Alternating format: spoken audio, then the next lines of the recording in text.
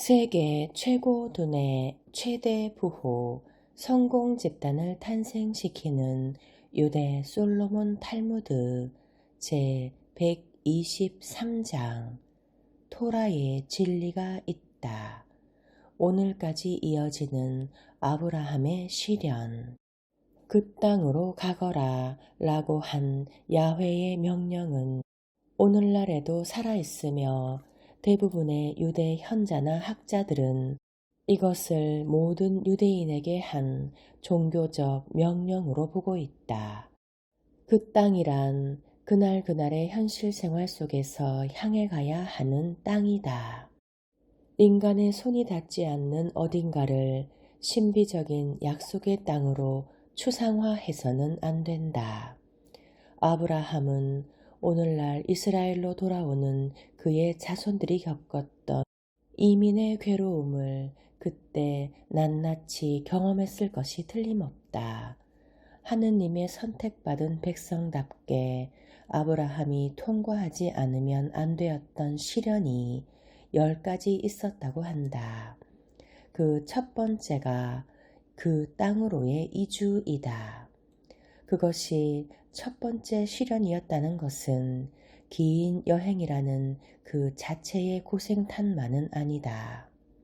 만일 오늘날 그가 똑같은 루트를 여행한다면 최소한 5나라의 입국 비자, 즉 터키, 시리아, 레바논, 요르단, 이스라엘의 비자를 신청하고 퉁명스럽고 비능률적인 통관 업무에 시달리면서 고생 끝에 통관을 마쳤으리라. 아브라함이 고국에서 익혔던 습관과는 전혀 다른 새로운 나라의 생활 습관에 맞추지 않으면 안 되었던 것도 그 시련이 될 수 있는 충분한 이유이다. 전통적인 족장 아브라함은 양을 기르는 유목민이었다. 그런데 최근 고고학이 발견한 우르, 즉 아브라함이 나왔던 도시는 아브라함이 떠나라라는 명령을 받았던 선조의 집이나 나라에 대해 지금까지와는 전혀 다른 상상도를 우리에게 제시한다. 기원전 2000년 당시 우르는 힘이 있고 번성하고 화려한 도시였다고 한다. 새로운 형태의 사회를 약속의 땅에 세우려고 했던 아브라함은 이 고도로 발달한 문명의 중심지에서 자신을 떼어놓아야 했던 것이다. 만일 아브라함의 아버지 데라가 알려져 있는 것처럼 우상 제작자이며 우리의 집을 갖고 있는 족장이었다면 그 집은 다음과 같은 성서 고고학자의 묘사와 부합된다. 13 또는 14실로 이루어진 2층 건물의 커다란 주택, 1층은 구운 벽돌로 튼튼히 세워졌고 2층은 진흙 벽돌로 만들어졌다. 벽은 아름다운 대리석과 석회로 치장되어 있었다. 방문객은 문을 지나 손발에 묻은 흙을 씻는 물대야가 놓여진 입구의 조그만 홀로 들어선다. 다음은 훌륭하게 포장된 안뜰로 걸어간다. 주위에는 응접실, 주방, 거실, 침실, 그리고 신전 등이 밀집되어 있다. 손을 씻는 곳이 가려져 있는 돌층계를 오르면 방문객은 넓은 복도로 나선다. 거기에서 가족을 위한 거실이나 객실 통로가 여러 갈래로 갈라진다. 이 모든 것을 버리고 황야의 천막으로 옮긴 아브라함은 분명 대단한 마음의 준비를 했음에 틀림없다.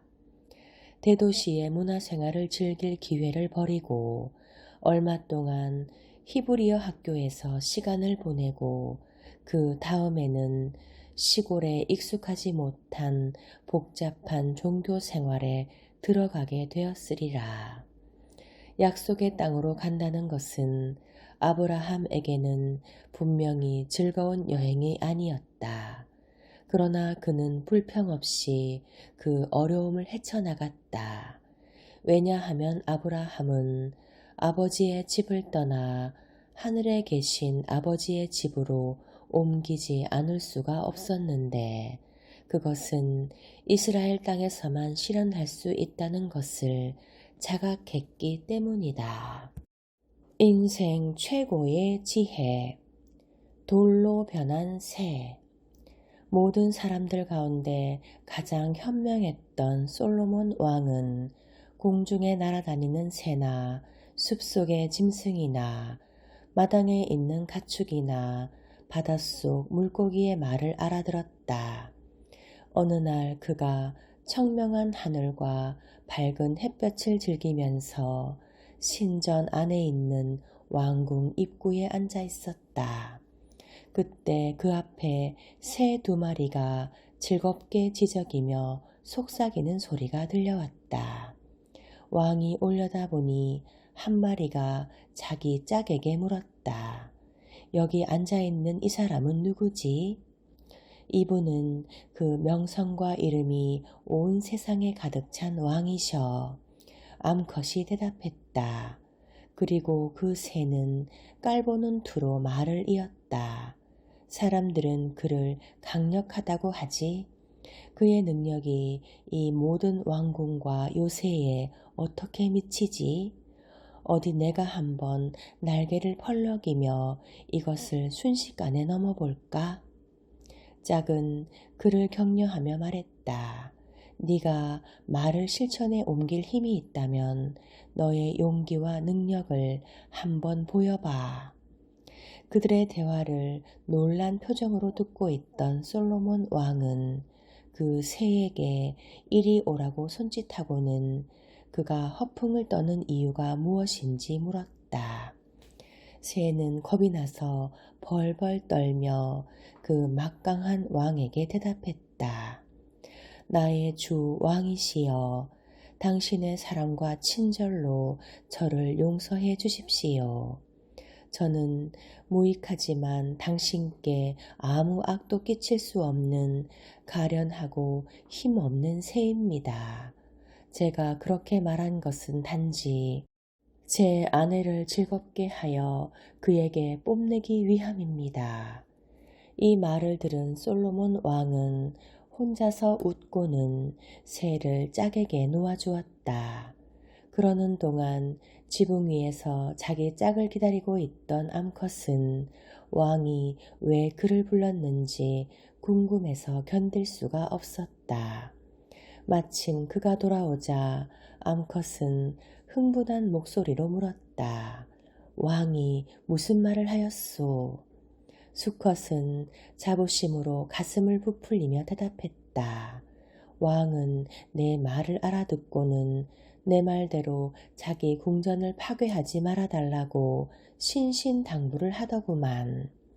솔로몬은 이 말을 듣고는 그 뻔뻔스런 새에게 화를 내며 2마리를 판석으로 만들어버렸다. 그리고 다른 이들에게 허영 섞인 자랑을 늘어놓는다거나 거짓 허풍을 떨지 말라고 주의를 주었고 여인들에게는 남편들을 충동질하여 어리석고 무모한 행동을 하지 말도록 가르쳐 주었다. 지금도 솔로몬 성전 자리에 서 있는 오마르 회교사원의 남쪽 벽을 보면 검은 테두리를 한 대리석 판석을 볼 수 있다. 그것은 2마리의 새 모양으로 붉은색으로 관통하고 있는데 이것은 솔로몬이 돌로 만들어버린 바로 그 새들이다. 기적과 이적.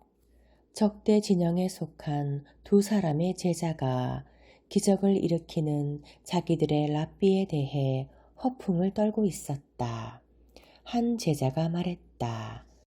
우리 랍비님 같은 분은 이 세상에 없어. 그가 일으킨 기적에 대해 네가 듣는다면 아마 머리카락이 쭈뼛 설 거야. 며칠 전에 그가 예기치 못한 손님 몇 사람을 맞았는데 랍비 부인이 냄비에 물고기가 한 마리밖에 없어요 라고 말했었지. 너는 그가 화를 냈을 거라고 생각하니? 아니었어. 그는 부인에게 냄비를 다시 보시오 라고 말했어. 그런데 그녀가 보니 물고기가 5마리나 있었던 거야. 다른 제자가 질책하며 말했다. 허풍 떨지 마라. 너의 랍비를 어떻게 우리 랍비님과 비교하려고 하느냐. 며칠 전에 그는 랍비 부인과 카드놀이를 하고 있었어. 그녀는 퀸을 넷 가지고 있었지. 우리 랍비님이 어떻게 했다고 생각하니? 무심코 그가 탁자 위에 카드를 놓는데 보니 킹이 5장이었다고. 다른 제자는 화를 내며 말했다. 너는 웬 허튼 소리를 하느냐. 너는 카드놀이에 킹이 4장밖에 없다는 줄을 잘 알 텐데. 다른 제자는 이렇게 대답했다. 그러면 우리 이렇게 하자. 협상을 하잔 말이다. 네가 너의 랍비 부인의 냄비에서 물고기를 한 마리 빼면 내가 우리 랍비님의 카드에서 킹을 하나 빼도록 하지.